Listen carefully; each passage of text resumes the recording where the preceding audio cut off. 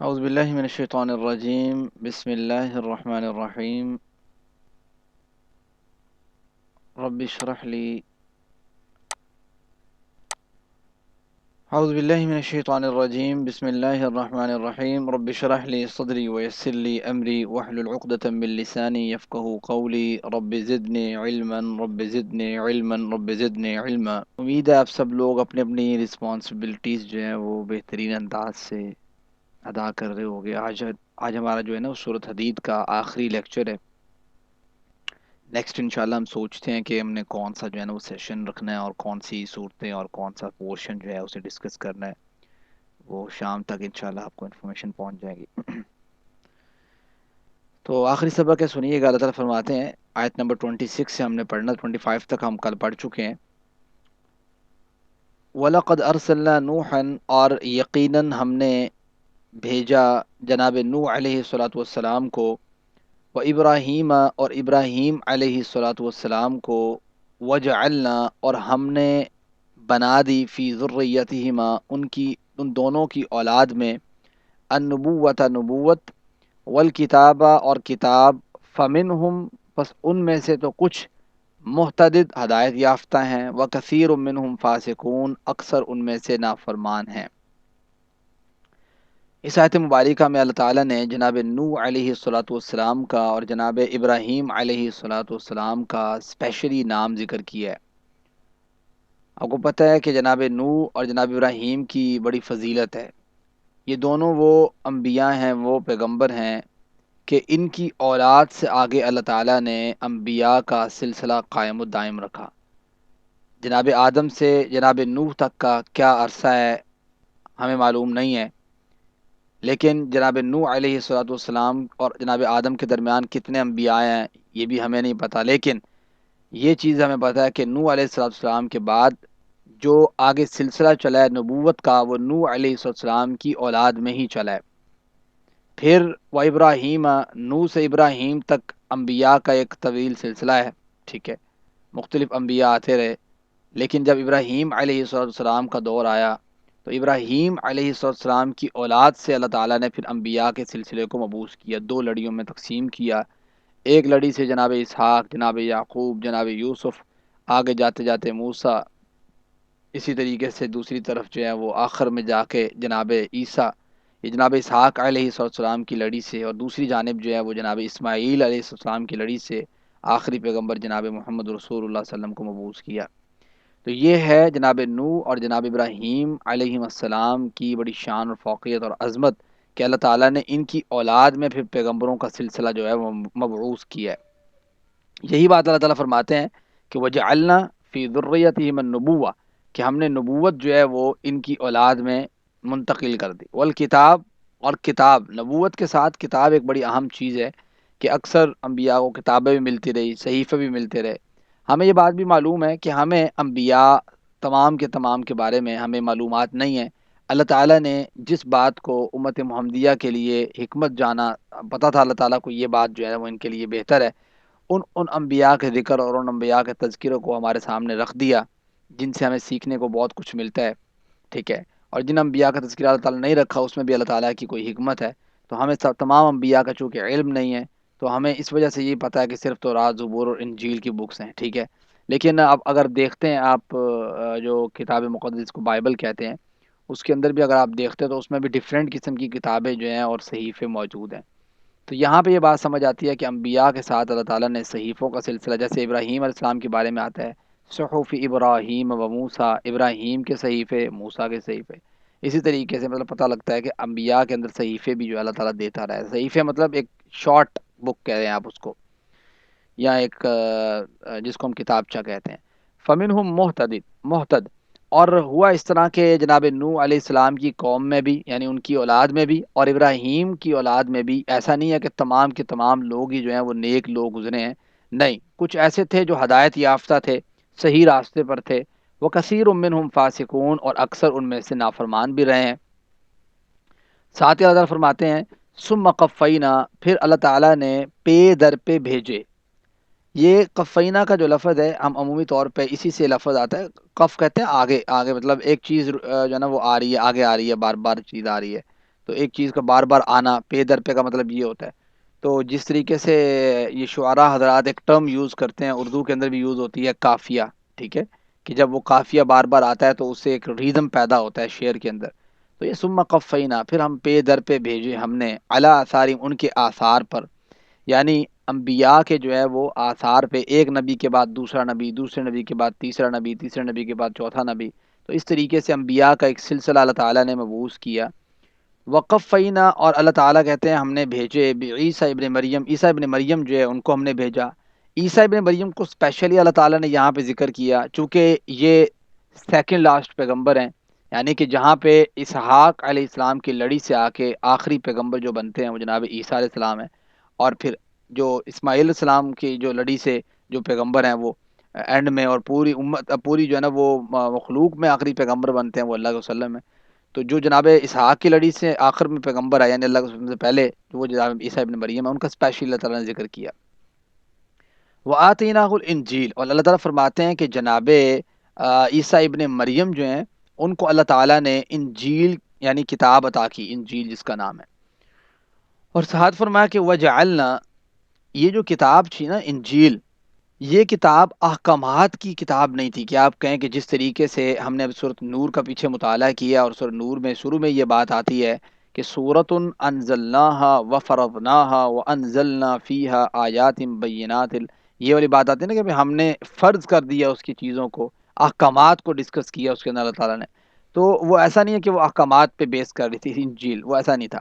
وہ تھی سمجھو کہ بھئی نرم دل ہونے کی اور وعظ و نصیحت کی کتاب جس کو کہتے ہیں.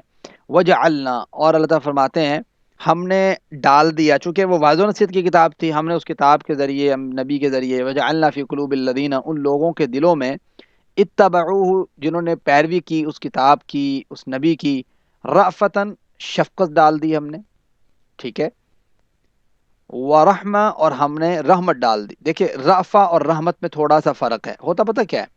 ہوتا یہ ہے کہ بعض الفاظ ایسے ہوتے ہیں جو ایز اے سینونیم کے طور پہ استعمال ہوتے ہیں، ٹھیک ہے، بعض الفاظ ایسے ہوتے ہیں جو سینونیم کے طور پہ یوز ہوتے ہیں.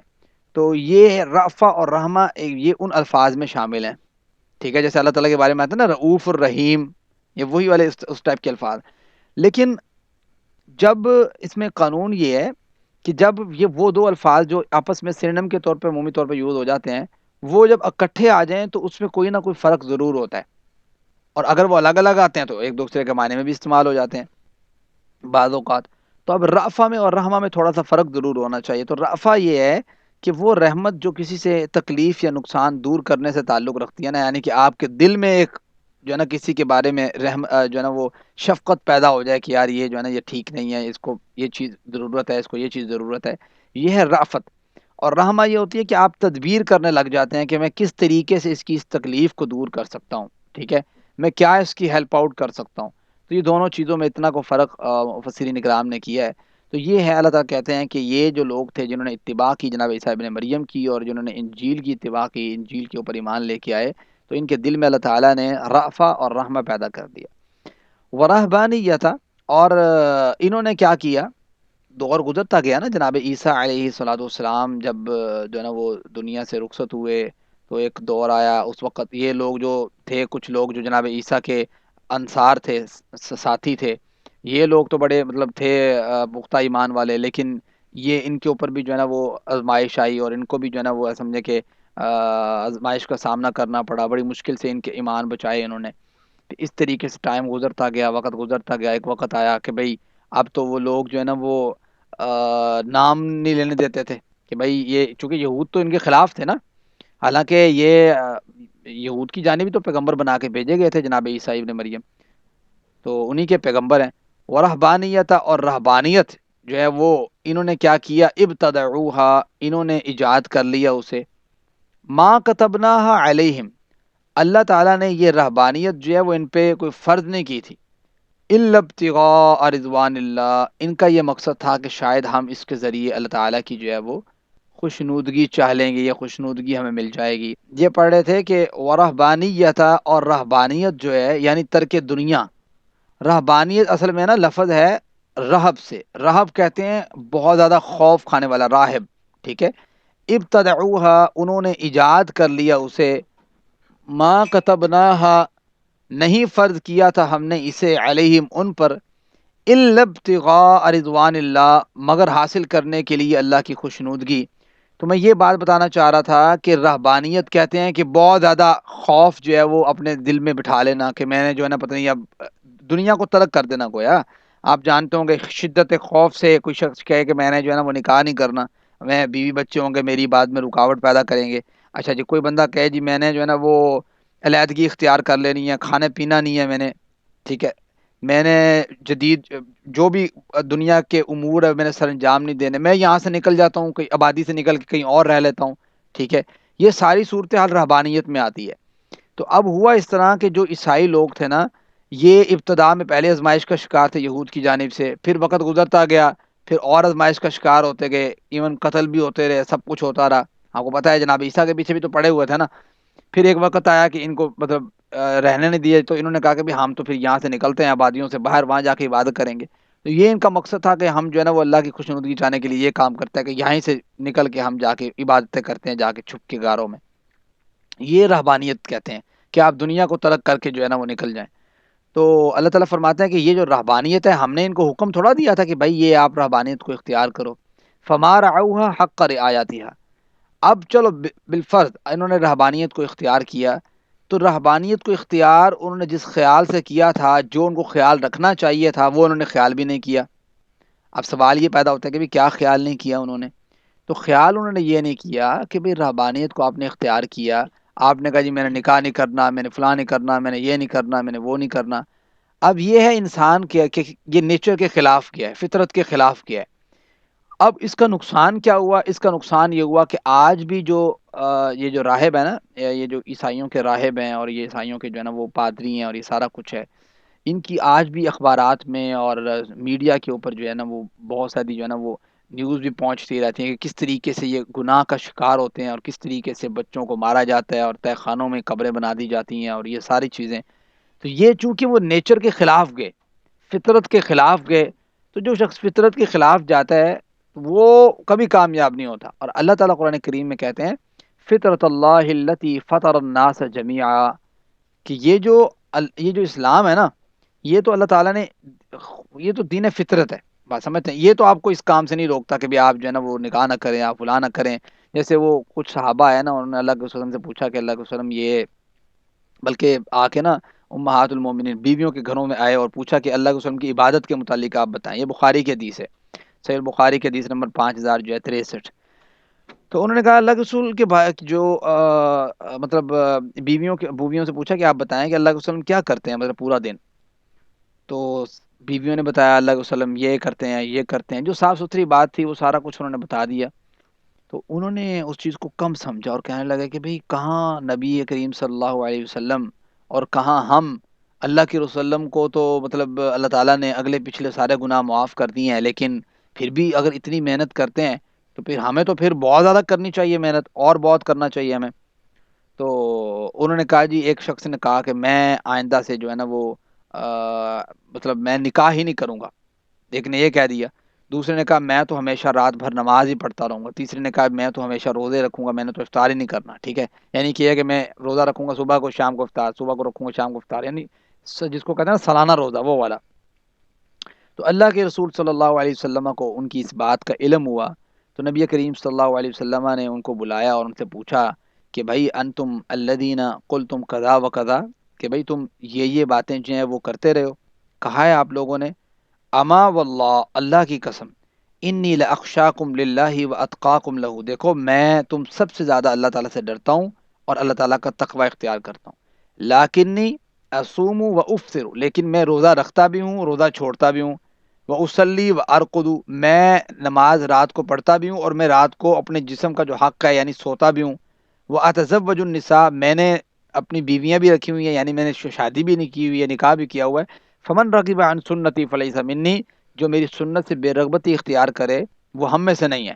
تو گویا اسلام نے تو کہا کہ کہتے ہیں جی رہبانیت تو اسلام میں ہے ہی نہیں کہ آپ کو جی میں نے تو دنیا ترک کر کے چلے جانا ہے، وہ معاملہ نہیں ہے۔ آپ کو رہنا بھی اس دنیا میں ہے، ساری چیزوں کو برداشت بھی کرنا ہے اور اسلام کی دعوت و تبلیغ کا کام بھی کرنا ہے.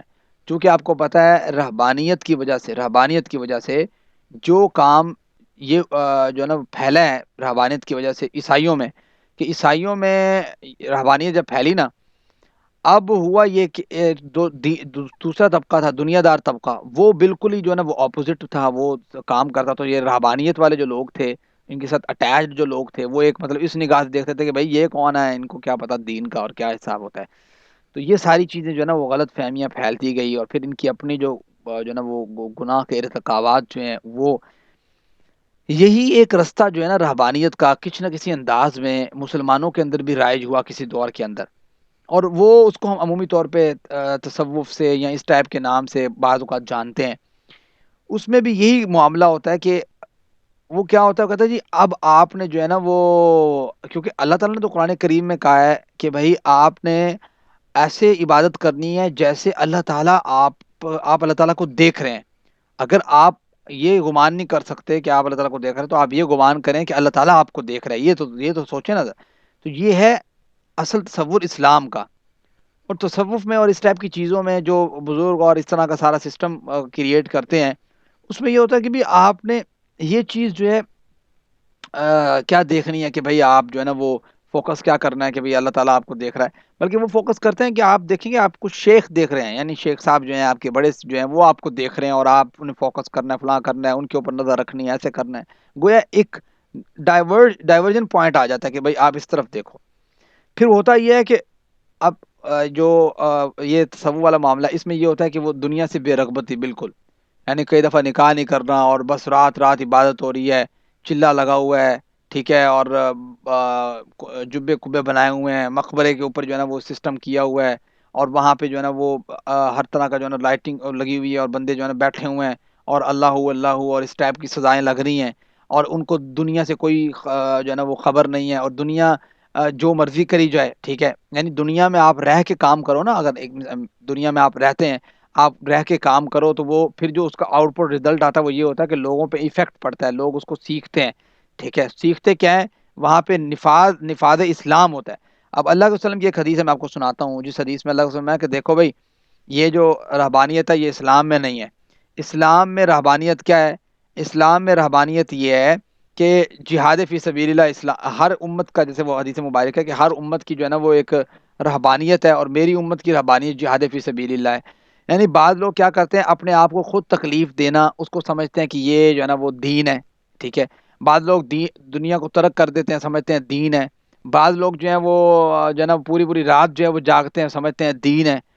پوری رات جاگنا بھی دین نہیں ہے، ہر روزانہ روزہ رکھنا بھی دین نہیں ہے، اور شادی نہ کرنا بھی دین نہیں ہے. اسلام میں ان ساری چیزوں کا کوئی تصور نہیں ہے. یہ جن کا تصور ہے کہ پتہ نہیں جس نے پوری رات جا کے قرآن کریم پڑھا اس نے کوئی نیکی کا کام کیا ہے، تو حدیث مبارکہ اور قرآن کریم کے اکارڈنگ اس نے کوئی نیکی کا کام نہیں کیا. اس نے اللہ کے وسلم کی سنت کی پیروی نہیں کی. کیونکہ اس بندے نے جب آ کے، صحیح بخاری کی حدیث ہے، اس بندے نے آ کے جب یہ بات کہی نا، اللہ کے رسول میں تو بس پوری رات عبادت ہی کروں گا. آج آپ دیکھتے ہیں کہانیاں کس سے لکھے ہوتے ہیں، وہ کہتے ہیں جی فلاں جو بزرگ ہیں، فلاں بندہ ہے وہ تو پوری پوری رات عبادت کرتا ہے. ابھی کس نے کہا ہے پوری رات عبادت کرنے کو؟ کسی نے بھی نہیں کہا. بات سمجھتے ہیں؟ اللہ کے وسلم نے تو اسپیشلی منع کیا اس صحابی کو جس نے یہ جملہ کہا. اور ایون ایک اور روایت میں آتا ہے، یہی اسی ٹائپ کی ایک روایت جو ہے وہ سیم یہی چیز ہے. اس میں آتا ہے کہ اللہ کے وسلم نے جب یہ ان تین بندوں کا قصہ سنا نا، جن تین بندوں نے یہ بات کی کہ ایک نے کہا میں تو ہمیشہ روزے رکھوں گا، دوسرے نے کہا میں تو ہمیشہ جو ہے نا وہ کبھی شادی ہی نہیں کروں گا، نکاح نہیں کروں گا، عورتوں سے الگ رہوں گا، تیسرے نے کہا میں تو ہمیشہ رات بھر جو ہے نا وہ نماز پڑھا کروں گا. اللہ کے وسلم کے ان بات پہ اتنا بڑا ایکشن لیا کہ پوری مجلس بلا لی، یعنی کہ سب لوگوں کو اکٹھا کر لیا. ایک پورا جس کو کہتے ہیں نا درس دینا، وہ درس دیا اللہ کے وسلم نے. اور اس درس میں پھر جو ہے نا یہ بات اللہ کے وسلم نے رکھی کہ بھئی دیکھو اس طرح بات ہوئی ہے، اور یہ بڑا ہی اہم مسئلہ ہے. اسلام اس طرح کی کوئی بات نہیں سوچتا. اللہ کے وسلم نے اس موقع میں کہا تھا کہ دیکھو بھئی اصوم و افطر، میں روزے رکھتا بھی ہوں، میں روزہ افطار بھی کرتا ہوں. اور جس بندے نے، دوسرے حدیث مبارک ہے کہ اس بندے کا کوئی روزہ نہیں ہے جس نے دہر کا روزہ رکھا، جس نے ہمیشہ روزہ رکھا. ہمیشہ روزہ یہ ہے کہ روزانہ روزہ رکھ رہا ہے، ٹھیک ہے. اس بندے کا کوئی روزہ نہیں ہے. آپ کو پتہ ہے ایون قرآن کریم میں سورۃ مزمل میں چیپٹر نمبر 29 میں اللہ تعالیٰ نے جہاں پہ اللہ کے وسلم کو بھی حکم دیا نا روزہ یہ نماز پڑھنے کا، اس میں بھی یہی کہا ہے قم اللیل الا قلیلا، نصفہ اوین قس منہ قلیلا، کہ آپ رات کا قیام کریں مگر تھوڑا، آدھی رات یا اس سے بھی کم، یہ ہے میکسیمم. یہ آپ بات سمجھیں کہ قم اللیل الا قلیلا، رات کا قیام کریں مگر تھوڑا، نصفہ آدھی رات، اوین قس یا اس سے بھی کم، یعنی تھرڈ حصہ کہہ لیں. تو یہ ہے میکسیمم پیک پوائنٹ کہ آپ جتنا زیادہ کرنا چاہتے ہیں یہ ہے آپ کا قیام. آپ کہیں جی میں تو نہ بیوی کا حق ادا کرنا ہے، نہ بچوں کا کرنا ہے، نہ میں نے دنیا میں رہنا ہے، نہ میں نے کمانا ہے، نہ میں نے یہ کرنا ہے، تو اس طرح تھوڑا ہے. اسلام کو تو یہ ڈیمانڈ ہی نہیں ہے. اسلام کی ڈیمانڈ یہ ہے کہ آپ نے اس کشتی میں رہنا بھی ہے، اور پھر بھی آپ نے امر بالمعروف نہی عن المنکر، اپنے دامن کو بچا کے صبر استقامت کے ساتھ آگے بھی بڑھنا ہے. اسلام کو پریچ بھی کرنا ہے، لوگوں کو دعوت بھی دینی ہے، لوگوں کو قائل بھی کرنا ہے، لوگوں کو افیکٹ بھی کرنا ہے. لوگوں کے رنگ میں نہیں ڈھلنا، ان کو اپنے رنگ میں ڈھالنے کی کوشش کرنی ہے، اس رنگ میں ڈھالنے کی کوشش کرنی ہے جو اللہ تعالیٰ کا رنگ ہے، جو صحیح ہے، جو درست ہے. یہ ڈیمانڈ ہے اسلام کی. نظام اسلام قائم کرنا ہے، لوگوں کو نظام کے متعلق انٹروڈیوس کروانا ہے. نظام میں خرابیاں کیا ہیں، اس نظام کی خرابیوں کو صحیح کرنے کی آپ نے جد و جہد کرنی ہے. یہ ہے اسلام کی ڈیمانڈ. تو یہ ایک اور حدیث مبارکہ سے آپ سمجھیں، سعد بن ابی وقاص رضی اللہ تعالیٰ عنہ کی حدیث مبارک ہے، اور یہ سنن دارمی میں موجود ہے. تو اس میں یہ ہے کہ عثمان بن مظعون کہتے ہیں کہ عورتوں کو ترک کرنے والا معاملہ ہوا تو رسول صلی اللہ علیہ وسلم نے ان کی طرف پیغام بھیجا اور فرمایا کہ اے عثمان، مجھے رہبانیت کا حکم نہیں دیا گیا. یہ اللہ کے رسول کے واضح الفاظ ہیں. عثمان رضی اللہ عنہ نے کہا کہ دیکھو بھائی، انی لم عمر بالرہبانیہ، مجھے رہبانیت کا حکم نہیں دیا گیا. اور فرمایا کہ ارغبت عن سنتی، کیا تم میرے طریقے سے بے رغبتی اختیار کرتے ہو؟ قال، انہوں نے کہا لا یا رسول اللہ، اللہ کے رسول نہیں. یعنی ان کا تھا کہ بھی اور عورتوں سے مطلب نکاح نہیں کرنا ہے، فلاں نہیں کرنا ہے. یہ ہوتا ہے نا جو بندہ یہ کہتا ہے نا، تقوی اتنا زیادہ ہو جاتا ہے، میں جی عورتوں سے نکاح نہیں کرنا جی، میں مطلب یہ ہوں تو فلاں ہوں، یا میں تو پوری پوری رات قیام کرنا ہے، یا میں نے پوری پوری رات قرآن کریم پڑھنا ہے. یہ تو ڈیمانڈ ہی نہیں ہے اللہ تعالیٰ کی. بس سمجھتے ہیں یہ ڈیمانڈ ہی نہیں ہے. جو چیز ڈیمانڈ ہے وہ کیا ہے، وہ آپ دیکھیں. آپ اس میں بھی غلوف کر رہے ہیں. جب انسان غلوف کرتا ہے نا تو انسان پہ خود سختی ہو جاتی ہے. تو یہ آپ چیزیں سمجھیں کہ اپنے آپ پر خود سختی کریٹ کرنا یہ اللہ تعالیٰ کی ڈیمانڈ نہیں ہے. اللہ تعالیٰ کہتے ہیں کہ میں نے انسان کی جو باڈی ہے اس کے مطابق میں نے اس کے اوپر بوجھ ڈالا ہے. مجھے پتا ہے کہ یہ باڈی کتنی چیز کو برداشت کر سکتی ہے، میں نے اتنی بات کی ہے اس کے ساتھ. اچھا اب آپ سوچیں یہ اللہ تعالیٰ نے آدھی رات کی یا ون تھرڈ رات کی جو بات کی ہے، اگر ہم ساتھ جیسے پڑھائی کے دن چل رہے ہوتے ہیں تو ہم آدھی رات یا ون تھرڈ رات آسانی سے جاگ لیتے ہیں، اور ہم سو جائیں تو ہم صبح کچھ نہ کچھ فریش بھی ہوتے ہیں. اگر ہم اس سے زیادہ جاگیں، مثال کے طور پر کوئی بندہ 2 بجے 2:30 بجے 3 بجے سوتا ہے اور وہ اٹھتا ہے پھر 5 بجے 5:30 بجے، تو اس کی نیند پوری نہیں ہوتی. ٹھیک ہے، اور وہ جسم تھکاوٹ ہوتی ہے، اور جسم ایسا اس حالت میں ہوتا ہے کہ اب وہ کوئی پروڈکٹیو کام کرنے کے لیے تیار نہیں ہوتا. تو یہ تو آپ اللہ تعالیٰ نے دیکھو کتنی پیاری بات کی ہے کہ قم اللیل الا قلیلا نصفہ منہ منہ قلیل. تو گویا اللہ تعالیٰ کو تو ڈیمانڈ ہی نہیں ہے کہ آپ جو ہے نا اپنے نفس کے اوپر بوجھ ڈال دیں اتنا، یا آپ اپنے نفس کو، وہ اللہ تعالیٰ کو پسند بھی نہیں ہے. اس کو رہبانیت کہتے ہیں. تو اللہ تعالیٰ یہ جو حدیث مبارک ہے نا، یہ اس کو آپ کور کر لیں. اللہ کے وسلم نے کہا کہ دیکھو بھائی، ان من سنتی ان اسلی و انام، دیکھو میں نماز پڑھتا بھی ہوں، میں سوتا بھی ہوں، و اسوما و اطعما، میں روزہ رکھتا بھی ہوں، میں کھاتا بھی ہوں، و انکحا و اطلقا، میں طلاق بھی دیتا ہوں، نکاح بھی کرتا ہوں. فمن رغب عن سنتی فلیس منی، جو میری سنت سے بے رغبتی اختیار کرے وہ مجھ میں سے نہیں ہے. اب یہ جو اللہ کے وسلم کی ایک حدیث مبارکہ اس سے پہلے میں نے آپ کے سامنے رکھی ہے نا، جس میں اللہ کے وسلم ہے کہ میری امت کا جو ربانیت ہے نا وہ جہاد ہے. تو گویا جہاد فی سبیل اللہ میں کیا ہوتا ہے کہ انسان جس طریقے سے اپنے آپ کو تکلیف خود دینا چاہتا ہے نا، وہ تو وہاں پہ آبویس آ جاتی ہے. وہ یہ ہوتا ہے کہ آپ کو کھانے کا پرابلم ہو سکتا ہے، آپ کو پہننے کا پرابلم ہو سکتا ہے، آپ کو جو ہے نا وہ ضروریات کا پرابلم ہو سکتا ہے. جہاد فی سبیل اللہ میں آپ کو زخم لگ سکتے ہیں، آپ کو بہت چیزیں برداشت کرنی پڑتی ہیں. یہ رہبانیت کی ایک کنڈیشن جو آپ خود کریٹ کرنا چاہتے ہیں، یہ جو ہے نا وہ یہ خود کریٹ نہیں ہوتی. یہ ہے ایک اس میں یہ پروڈکٹیو کام ہے کہ جب آپ جہاد فی سبیل اللہ کے لیے اٹھتے ہیں، اس رہبانیت کے لیے اٹھتے ہیں، جس رہبانیت کو رہبانیت جائز کہا گیا جو امت مسلمہ کے لیے. تو اس میں یہ ہے کہ پھر کیا ہوتا ہے، بڑے بڑے نظام جو غلط نظام ہوتے ہیں وہ درست ہوتے ہیں. بات سمجھتے ہیں؟ اور جو غلط باتیں ہوتی ہیں یا غلط لوگ ہوتے ہیں یا ظالم لوگ ہوتے ہیں، وہ جو ہے نا ان کو درست کرنے کا، اور مسلمانوں کے اوپر اور دیگر لوگوں کے اوپر جو ظلم و ستم چل رہا ہوتا ہے اس کو کم کرنے کا ذریعہ بنتا ہے. یعنی اجتماعیت کا فائدہ ہوتا ہے. اور یہ جو ہم اپنے ہی چلے میں بیٹھ کے اور اپنی ہی جگہ میں بیٹھ کے اور ڈفرینٹ قسم کے جو ہے نا وہ پوری پوری رات بیٹھ کے اور لگا کے باتیں کر رہے ہوتے ہیں اور ہو کر رہے ہیں، یہی ہی کر رہے ہیں، جو بھی کر رہے ہیں، تو یہ نہ تو ڈیمانڈ اللہ تعالیٰ کی اور نہ ہی یہ ذکر ہے. ہم ہیں اللہ تعالیٰ کی ذات کے پابند، اللہ تعالیٰ کی بات کے پابند، اللہ کے وسلم کی بات کے پابند. تو جو انہوں نے جتنی کیفیت میں اور جس روٹین میں جتنا دیا ہے اتنا لینا اور اسی کے مطابق عمل کرنا، یہی ڈیمانڈ ہے اور یہی مطلوب ہے.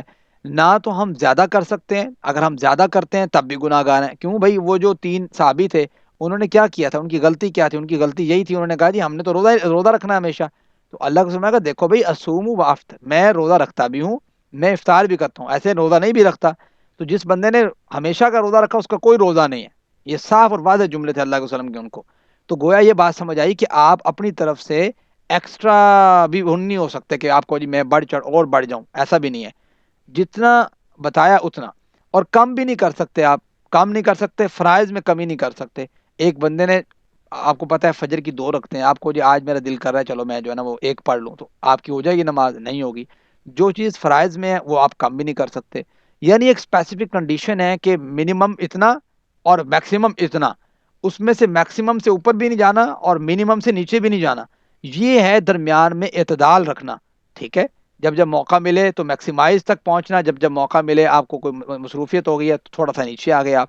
تو یہ اعتدال کی زندگی بسر کرنا، یہی ایک اچھی جو ہے نا وہ جو ہے نا وہ چیز ہے کہ جو انسان کو کنٹینیوٹی رکھنے میں مدد دیتی ہے.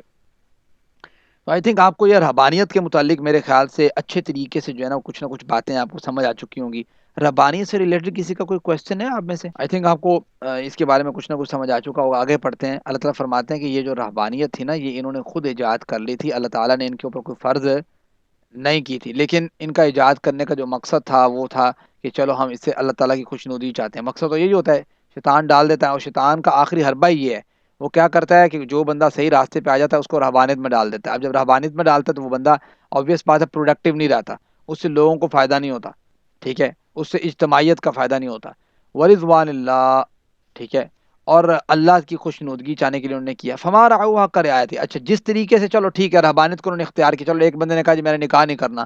اب نکاح نہیں کرنا وہ نیچر کے اپوزٹ تو گیا، لیکن اب جب اس سے غلطی ہوئی تو کیا اس نے اپنے اس رہبانیت کا جو ایک نظام مرتب کیا تھا اپنے لیے، وہ اس کا خیال رکھ سکا؟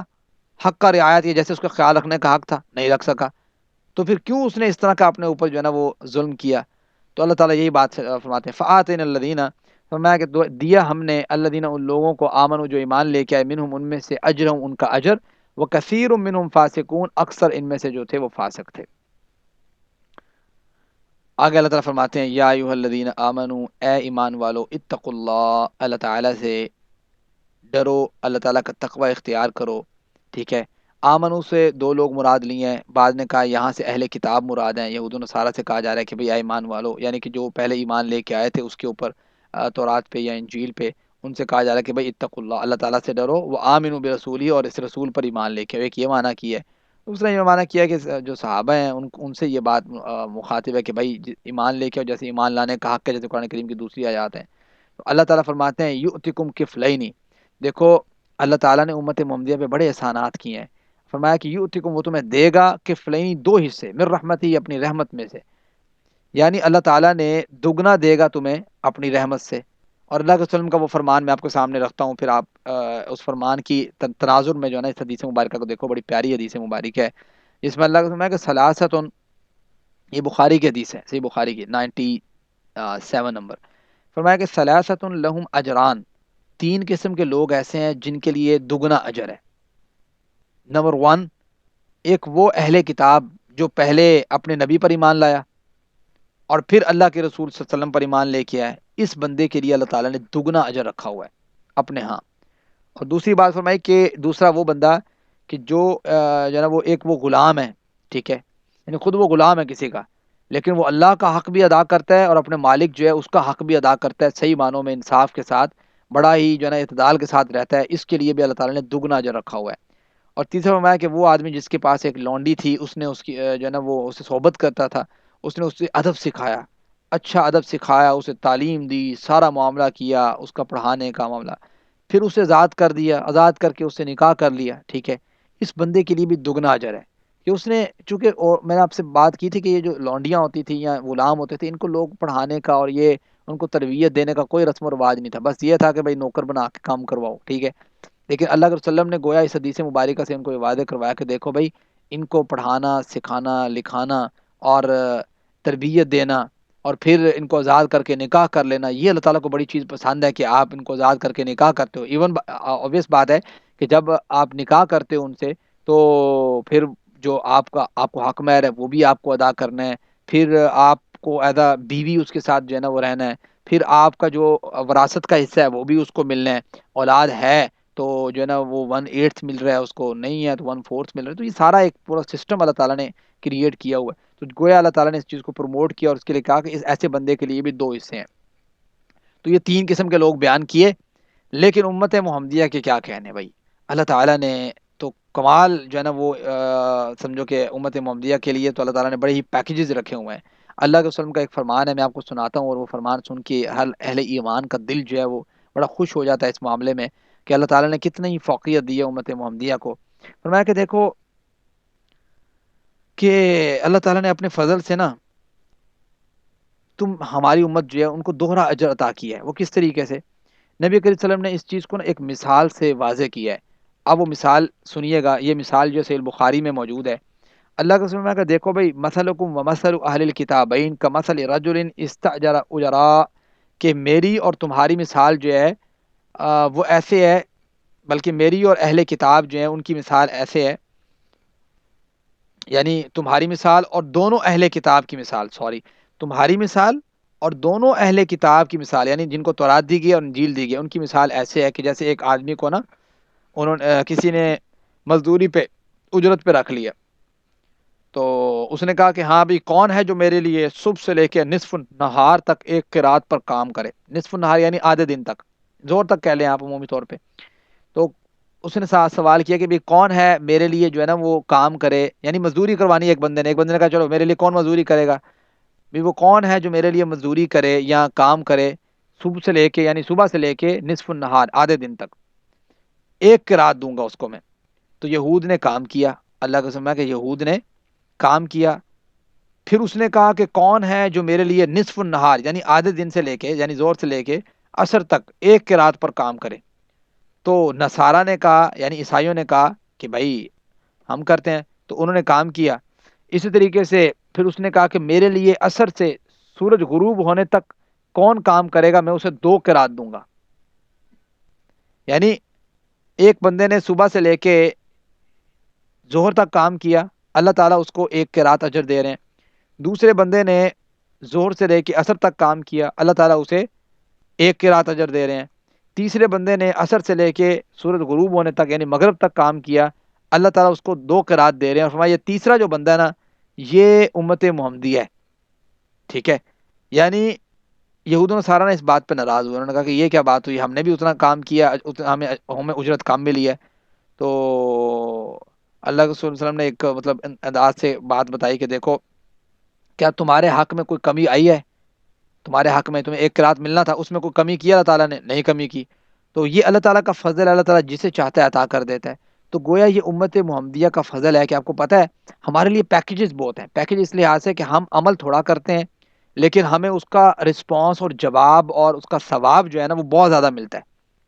بہت سے ایسے اعمال ہیں، بہت اعمال ایسے ہیں، ایک پوری لسٹ ہے اس سے ایسے اعمال کی کہ ہمارا عمل کم ہے لیکن اس کا اجر بہت ہے۔ پھر ہماری عمریں جو ہیں وہ اس حساب سے، ہماری عمریں 700-800 سال نہیں ہیں، 1000 سال نہیں ہے، 900 سال نہیں ہے، جیسے نوح علیہ السلام کی عمر کتنی زیادہ ہے، لیکن ہماری عمر بے شک چھوٹی ہے، لیکن ہم چھوٹی عمر ہوتے ہوئے بھی اپنے پیکیجز کو اگر اپناتے ہیں تو ہم نے گویا کئی دفعہ ایسا بھی ہوگا کہ بھی جن کی 1000 سال عمر ہے ہمارے اعمال ان سے زیادہ ہوں گے، کیونکہ امت محمدیہ کو اللہ تعالیٰ نے یہ خاص پیکیج دی ہے کہ ان کے اعمال جو ہے وہ بہت سی، آپ حدیث مبارکہ سنتے رہتے ہوں گے کہ یہ عمل کرنے والوں کو اللہ تعالیٰ جو ہے نا وہ اس کے برابر اجر دیتے ہیں۔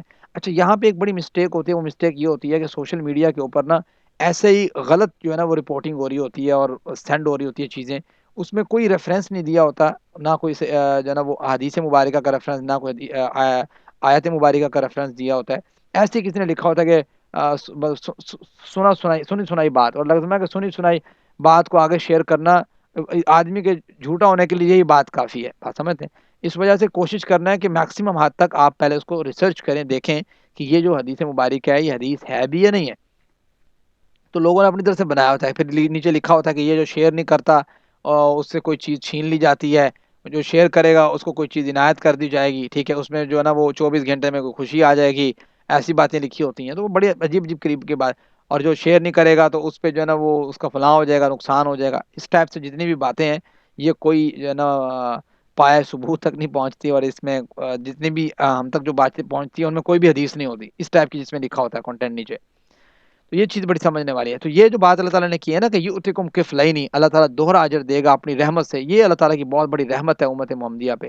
اور فرمایا وَيَجْعَلْ لَكُمْ نُورًا، اللہ تعالیٰ جو ہے وہ ایک نور عطا کرے گا، تمشون بہ، تم اس میں چلو گے، دنیا میں بھی آخرت میں تو obvious ہے، لیکن دنیا میں بھی اللہ تعالیٰ ایک جو ہے نا وہ روشنی دیتا ہے، ایک عقل مندی دیتا ہے، دانائی دیتا ہے، حکمت دیتا ہے۔ فرمایا کہ وَيَغْفِرْ، اور وہ بخش دے گا، اللہ تعالیٰ معاف کر دے گا تمہیں، واللہ غفور الرحیم، یقیناً اللہ تعالیٰ بڑا معاف کرنے والا ہے، بڑا رحم کرنے والا ہے اپنے بندوں پہ، کہ وہ کس طریقے سے دیکھو اللہ تعالیٰ نے کتنی آسانی پیدا کی ہوئی ہے، لِأَلَّا، تاکہ یعلم، جان لیں، اہل الکتابی، اہل کتاب، اللہ یقدرون، یہ کہ وہ نہیں قدرت رکھتے، علی شیء، کسی چیز پر، من فضل اللہ، اللہ کے فضل سے۔ دیکھو بھائی یہ اللہ کا فضل ہے، کہتے ہیں نا ذالک فضل اللہ یؤتیہ من یشاء، جیسے یہاں پہ بھی آ رہا ہے وان الفضل بید اللہ یؤتیہ من یشاء، اللہ کے فضل پہ کسی کو اختیار نہیں ہے۔ یہود و نصارہ سمجھتے تھے کہ بھائی یہ جو فضل شضل ہے نا یہ ہمارے سے ریلیٹڈ ہی ہے بس، وہ کہتے تھے ہمارے پہ اتنا انبیاء آئے ہیں، اتنا سلسلہ چلا ہے، یہ ہمارے پہ اللہ تعالیٰ کا فضل ہے، ہم نے جہنم میں جانا ہی نہیں ہے، کسی اور قوم پہ کوئی فضل نہیں ہو سکتا، یہ ان کی باتیں ہوا کرتی تھی۔ تو اللہ تعالیٰ نے یہ بات کی کہ بھائی یہ اہل کتاب اس بات کو جان لیں، یہ جو انہوں نے باتیں بنائی ہوئی نا یہ بات جان لیں کہ اللہ یقدرون علی شیء، تم اللہ کے فضل کو پکڑ کے بیٹھے ہو آپ لوگ، یہود و نصارہ سے بات کی کہ بھی آپ کہہ رہے ہو کہ بھائی یہ مسلمانوں کے لیے بھی پیغام ہے قسم کا کہ بھی آپ یہ نہ کیا کریں کہ اللہ تعالیٰ کے فضل کو چھوٹا چھوٹا کر کے پیش کیا کریں، نہیں، اللہ تعالیٰ کا فضل ہے، اللہ تعالیٰ جس پہ چاہتا ہے کر دیتا ہے۔ تو یہ چیز سمجھانا مقصود ہے کہ آپ یہ نہیں کہہ سکتے کہ میرے اوپر تو فضل ہے دوسرے کے اوپر نہ ہو، یا دوسرے کے اوپر اللہ تعالیٰ تو نے نہیں کرنا میرے اوپر کر دے، ایسی بات نہیں کرنی۔ وَأَنَّ الْفَضْلَ بِيَدِ اللَّهِ يُؤْتِيهِ مَن يَشَاءُ، فضل اللہ کے ہاتھ میں ہے، جسے چاہتا ہے وہ عطا کر دیتا ہے۔ وَاللَّهُ ذُو الْفَضْلِ الْعَظِيمِ، اللہ تعالیٰ کا فضل چھوٹا تھوڑا ہے، بڑا عظیم فضل ہے۔ تو یہ ہے آج کی آیت مبارکہ، اور یہ سیشن جو ہے اللہ تعالیٰ کی توفیق سے سورہ رحمان کا اور سورۃ الحدید کا ہم کور کر چکے ہیں، اور الحمدللہ اللہ تعالیٰ کا بہت بہت شکر ہے کہ ہم اس کام کو پایہ تکمیل تک پہنچا سکے۔ آج کے سبق سے ریلیٹڈ یا پیچھے کے سبق سے ریلیٹڈ آپ کا کوئی کوشچن ہے تو پوچھ